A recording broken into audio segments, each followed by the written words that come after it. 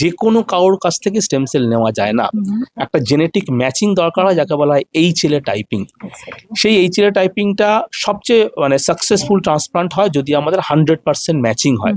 সেই ম্যাচিং এর সম্ভাবনা ভাই বোনের মধ্যে, সিবলিংস এর মধ্যে।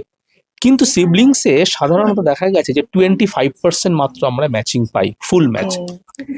এবং রিয়েল লাইফে সেই 25% পাই না, আরো কম পাই, কারণ এখন নিউক্লিয়ার ফ্যামিলি, ভাই বোন থাকে না, হয়তো থাকলো একজন ভাই বা বোন, তার ম্যাচ করলো না, সেই কারণে ফুল ম্যাচ ডোনার পাওয়া এখন মুশকিল হয়ে দাঁড়িয়েছে।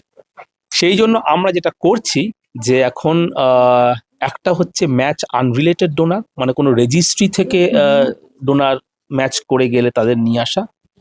সেক্ষেত্রে একটু সমস্যা রয়েছে, কারণ যেসব ইন্ডিয়াতে রেজিস্ট্রি রয়েছে, দুটো রেজিস্ট্রি, তাদের বেঙ্গলি পেশেন্টের রিপ্রেজেন্টেশন খুব কম।